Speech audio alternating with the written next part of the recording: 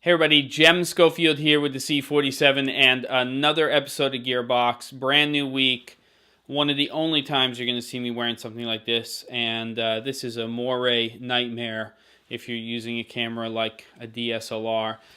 But I just got back from a shoot. Not my shoot, my wife's shoot. She's a photographer, and while she normally does corporate and portraits, as far as her work, she was asked by a couple to shoot a wedding, which she only does once or twice every year because her style is more journalistic. It's a little bit more based on candids, and that's exactly what they were looking for. They didn't really want any pose shots.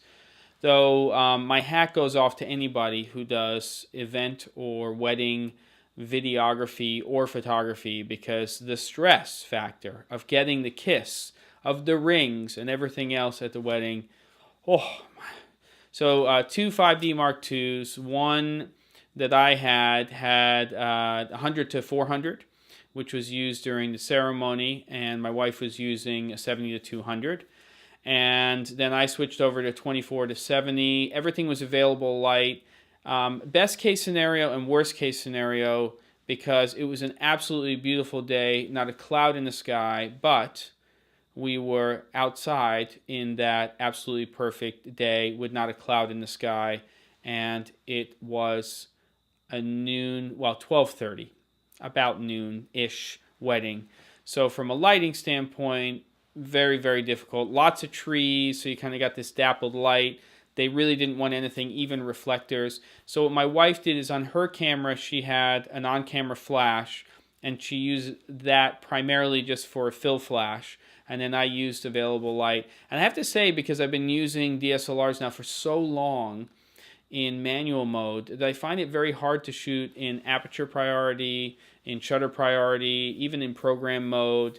It's just much easier for me to think with making adjustments in manual modes. We did meter for the ceremony because it was all in shade, and we really wanted to make sure we had the right exposure for that. But the rest of the time, just run and gun, get a lot of candid shots, shot lots and lots of individual frames. Shot in RAW, so we have some flexibility there in post, especially because of the lighting conditions, and there's going to be a lot of blown out highlights and things that we're going to have to recover. But it was good. It was a lot of fun. They had a pie cutting instead of a cake cutting, and it was a nice wedding. So there you go. But I'm absolutely wasted, so I'm barely making it through here. I hope to get to this flag kit that I just got last week sometime before I go to Toronto, which is actually, I'm flying out on Thursday to set up for that. And there's still, I think, 2 or 3 spots left in that. So if you're still interested, we do have individual systems for everybody from Apple with Final Cut Pro 10, which I'm going to take people through on Sunday. So I'm looking forward to that.